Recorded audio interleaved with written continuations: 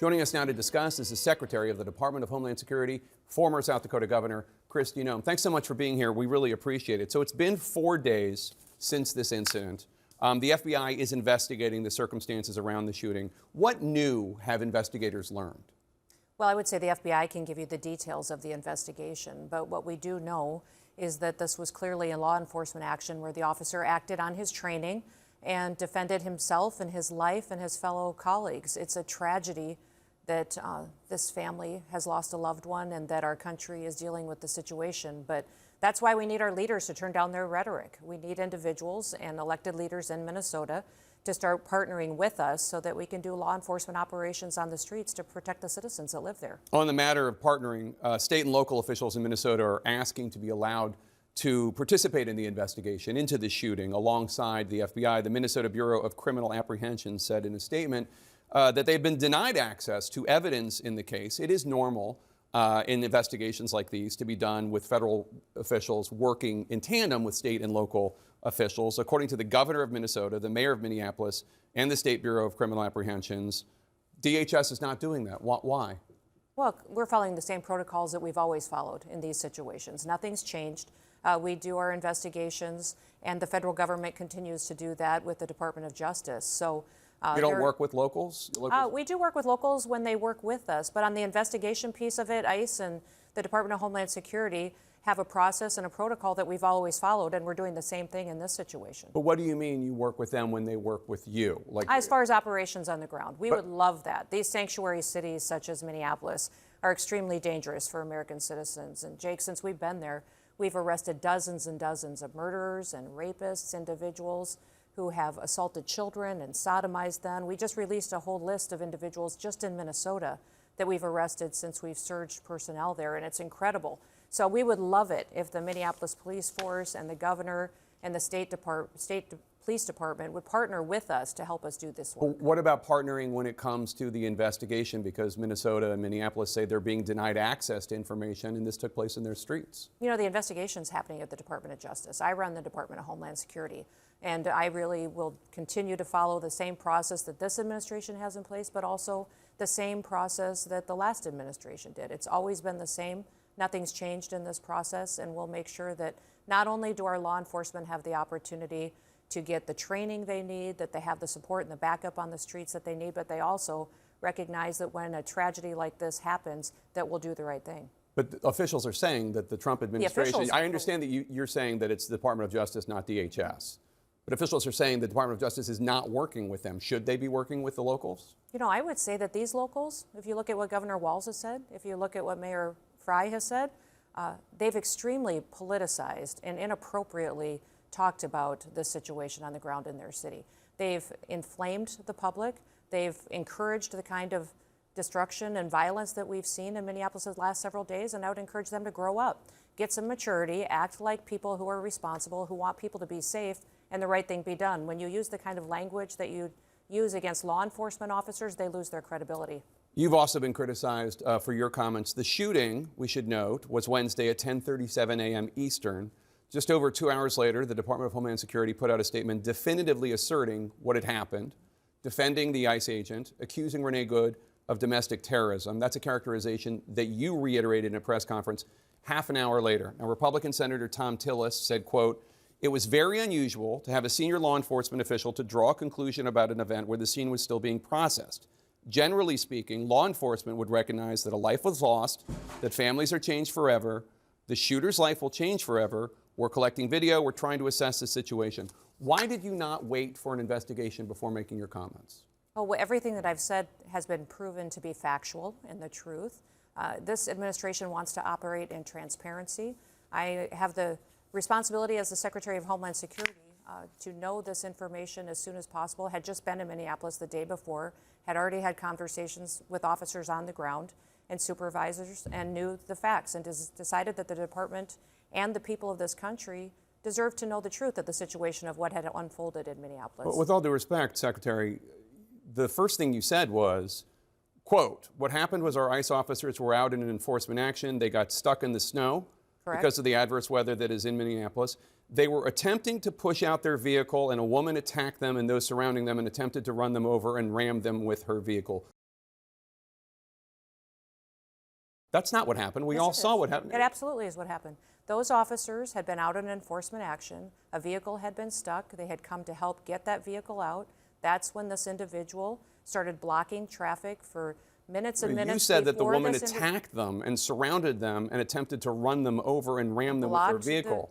Blocked the road for a long time and was yelling at them and impeding a federal law enforcement investigation. And that's what you need to focus on, Jake, is they were breaking the law by impeding and obstructing a law enforcement operation. They were breaking the law already, and these officers were doing their due diligence and what their training had prepared them to do to make sure they were handling it appropriately. You said within hours of her being killed, you said that she was a domestic terrorist. How do you define domestic terrorist? She weaponized her vehicle to conduct an act of violence against a law enforcement officer and the public. They are doing that. How can you assert with certainty that she was trying to hurt the officer as opposed to she was trying to flee the scene?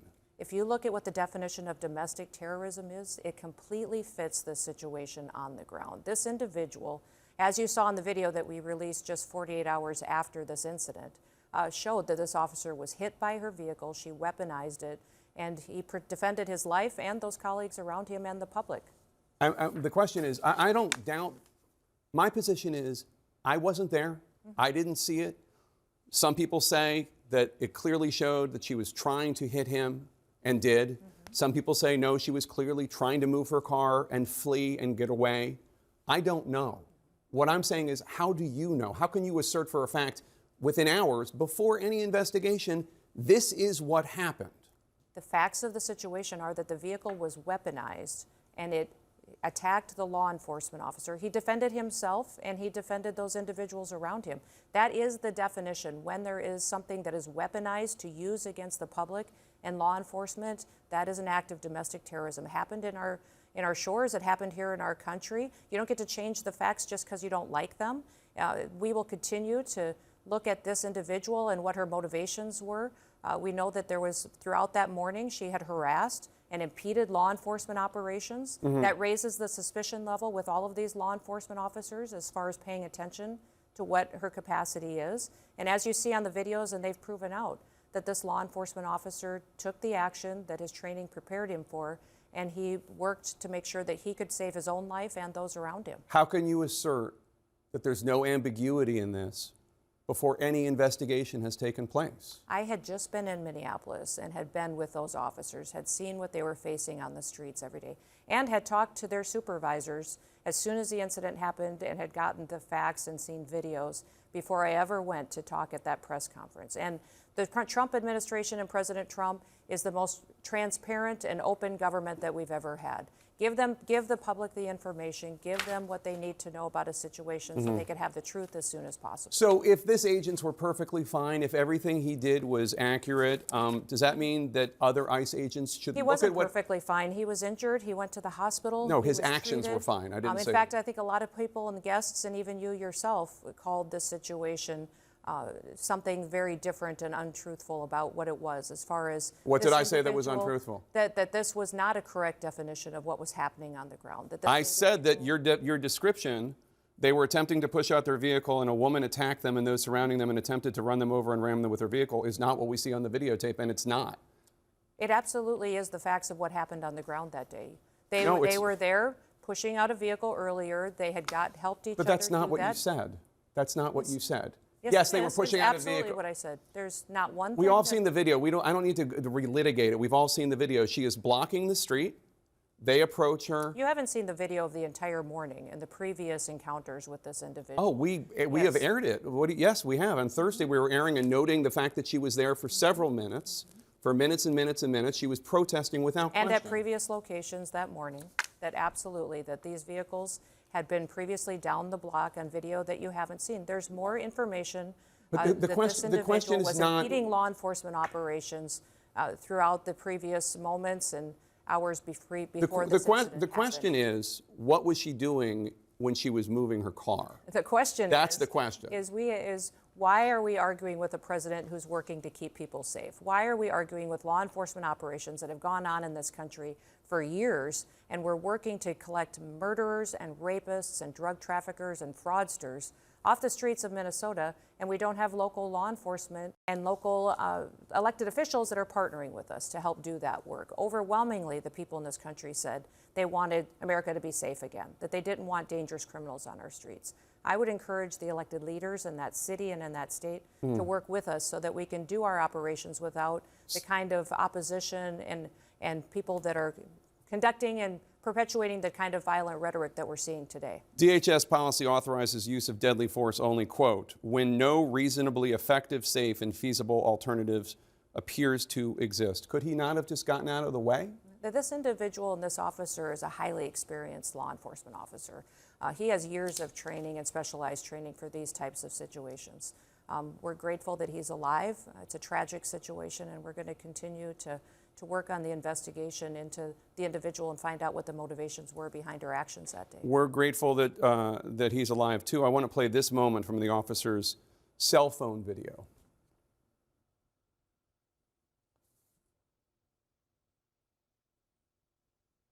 This is number 7, folks. Get out of the car. Whoa! Fucking bitch. Is that Agent Ross's voice calling Renee Good a fucking bitch? I can't determine which one it is, but it could be, sir. In June of last year, Agent Ross had his arm pinned in the back window of a car as an undocumented immigrant who was a criminal drove away from a traffic stop. It dragged him about 100 yards. Here's what Vice President Vance said about the incident this week. That very ICE officer nearly had his life ended, dragged by a car 6 months ago, 33 stitches in his leg. So you think maybe he's a little bit sensitive about somebody ramming him with an automobile? If this is relevant, first of all, it's horrible that that happened. If it's relevant, which the Vice President seems to think it is, do you think this understandably very traumatic event that this officer went through last June might have influenced, as the Vice President is suggesting happened, how he responded? Now, there's no indication to that, but the facts is that we've seen vehicles weaponized over 100 times in the last several months against our law enforcement officers. So they definitely know that the threat is real, that individuals who are trained by activists to go out and to impede their law enforcement operations will weaponize their vehicles and try to run them over and drag them and not stop. So they certainly go into these situations with that knowledge that that could happen, and that's what their training prepares them for. What evidence are you looking at that so many other people around the country look at and they say, it looked to me, her tires were turned to the right, she was moving her car, and they see a woman trying to flee? You say she was trying to kill the officer. No investigation has happened.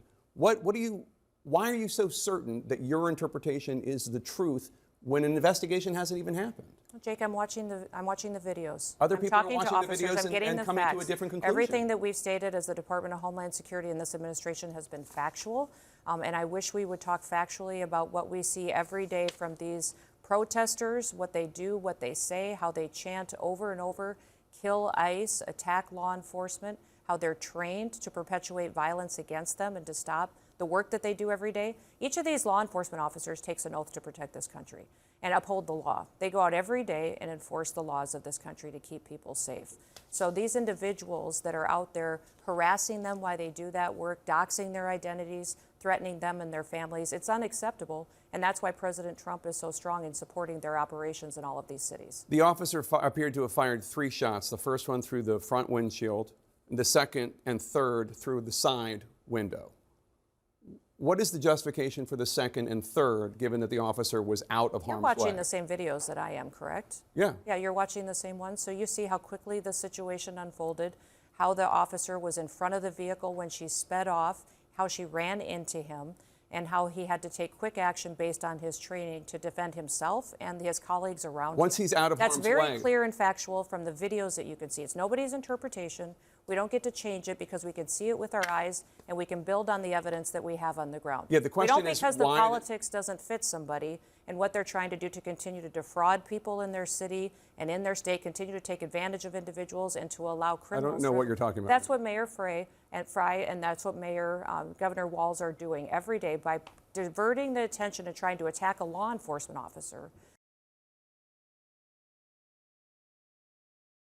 They're allowing the criminals to go by without examination. Are you saying that the without second and questioning third shots, because you just said it happened very quickly, are you saying the second and anything third at all. I shots? said watch the videos and I'm watch asking. how quickly this unfolded, and know that law enforcement officers every day in this country are in difficult situations where they have to make split-second decisions to protect themselves, the public, and their colleagues, and that they have to rely on their training. That's exactly what this officer did. And I know that the left and I know the crazy activists in this country that are trying to undermine our way of life will attack and try to destroy a law enforcement officer. I'm asking a question. It's just unacceptable, and we're not going to let that happen. I'm asking a question is, when he's out of harm's way, what is the reason for the second and third shot through the window when he is out, he's not in the line of sight of the car? This investigation will continue to unfold and more information will come forward. But until that comes, what I would appreciate is everybody sticking to the facts of the situation and recognize that this law enforcement officer took action based on his training to protect himself and the public. I'm just waiting for the investigation to come through. I'm wondering if you're not doing a disservice to the officer by reaching a conclusion before the investigation takes place. I haven't heard you say once what a disservice it's done for Mayor Fry to get up and to tell ICE to get the F out of his city, and AOC to stand up before she had any of the facts and call this officer a murderer. For individuals, well, call them out, Jake. Spend as much time calling them out. Okay. I have provided you with facts and information to back up every single word that we have said and every single part of this investigation. And if you don't like it, that's fine. But we're going to continue to do the right thing to keep the American people safe. I know that you'd like to make me the topic of this and not what happened, but I did ask a Democratic senator just a few minutes ago about AOC's comments, and I don't actually even know what you're talking about when I ask questions as if like that's an assertion. It's a question. How can you make a conclusion before an investigation? And there really isn't an answer other than you saw the video. I want to ask a question about the rules of how law enforcement is allowed to engage when feeling threatened, per your assertions. Because I want to show some video to you right now and ask, what is the appropriate response for the police officers in this situation?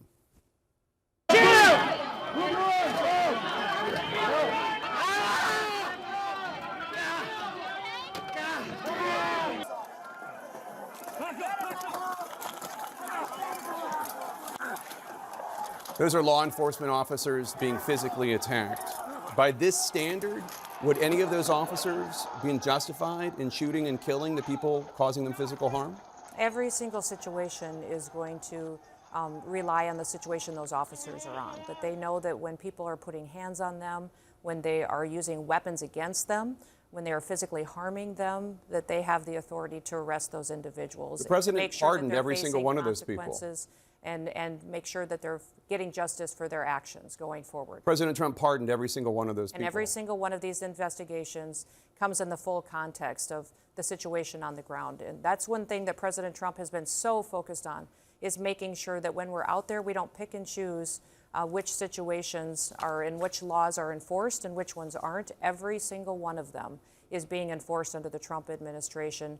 And the clarity of the law stands. And if people don't like it, these members of Congress and elected officials should go change the law and make sure they have that debate and policy change. I just showed you video of people attacking law enforcement officers.